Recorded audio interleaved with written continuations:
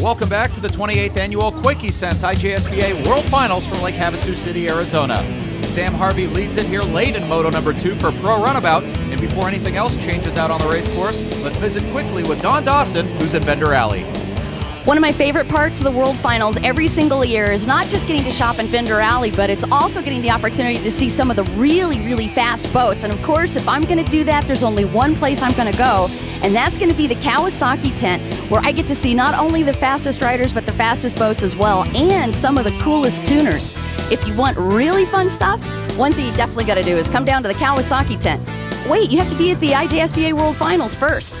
So Sam Harvey now setting the pace up front in Pro Runabout, able to get past Craig Warner, and we'll try to see what went wrong here coming through the splits, Dave. I don't know if his motor just went south. He could have lost a supercharger belt. I know he's had a few problems with that. We just saw Dustin Farthing have that problem in Moto 1. Could be for him in Moto number 2, and same thing for Craig Warner.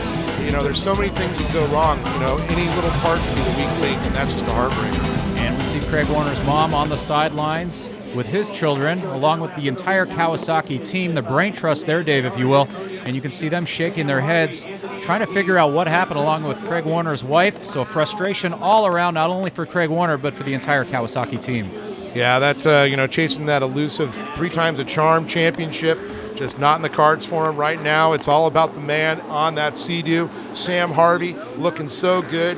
When it came down to it, I don't think the horsepower or the speed was there to challenge Warner, or even if Farthing was out front. They were very fast. But I'll tell you, right now, it's a matter of attrition with this field. We've seen so many riders go out. And the question is, can Sam Harvey, he's got a little bit of a cushion right there. Can he back it down, save the motor, and see a checkered flag?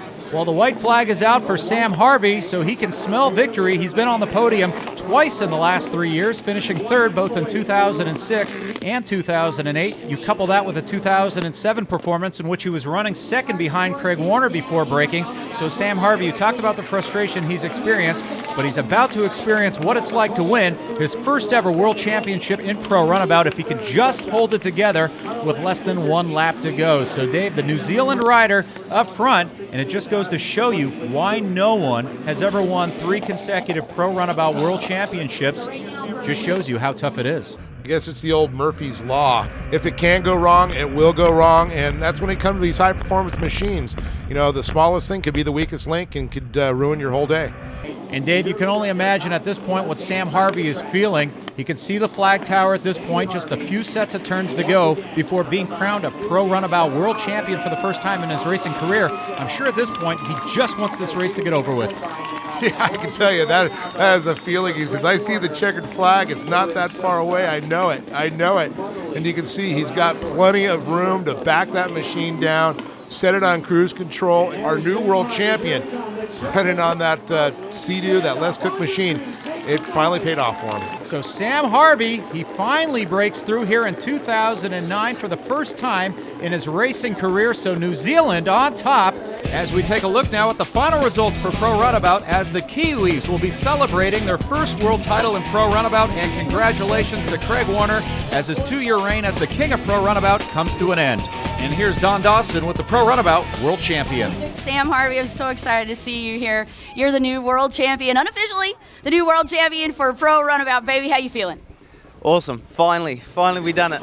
Just thank you for all the supporters, Sea-Doo Centre, mostly Les and Graham, all the work they've done, especially my old man. I mean, he's put up with all my crap I've given him for the last 10 years, and finally this is for him, so feel good. Thanks, Don, and congrats to Sam Harvey for a job well done. Time now for Moto number 2 for Pro Ski, as Stephen Doliak, your 2-time former world champion, going for the clean sweep. He won the opening Moto. Kevin Rederer, if it weren't for a couple of mistakes that he made in terms of missing buoys, he might have won that opening Moto as we're off racing. So Pro Ski, Moto 2 underway, Dave. A lot of high speeds as we go on board with the American rider Jeff Trogner. As everybody now goes through the splits, Dave, it'll be interesting to see who emerges with the lead. Yeah, you can definitely see how rough it was by that onboard footage there. And I can see Kevin Rederer out in front in his pack. So Rederer trying for the hole shot. He let it back in Moto number 1 before missing a buoy and then allowing Steven Doliak to get past him. And it looks like he's going to claim the lead here as Doliak and Rederer go through the bottom set of turns to the front stretch. And yes, indeed, it will be Kevin Rederer, the 16-year-old who lives outside of Vienna, Austria.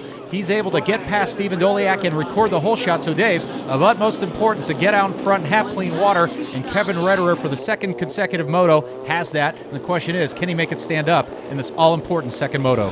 And let's take another look here at the replay of the start when they come together on the splits. And you can see right there, Doliak going a little wide. Rederer held his line on the inside, hooked up the entire time, and that recorded the whole shot. And earlier we asked Kevin Rederer what it's like to compete for Austria and be in the hunt for his first ever Pro Ski World title. It's good to put the other country out there because almost always France and bigger countries like America, and now also a little country has one of the top riders, and that's, I think, pretty good. And we'll be back with more Moto 2 for Pro Ski right after this. Coverage of the 28th annual IJSBA World Finals from Lake Havasu City, Arizona has been made possible by Quakey Sense, by Monster Energy Drinks, by Kawasaki, by Yamaha, by Sea-Doo, by Blosian, by Riva Racing, and by VP Racing Fuels.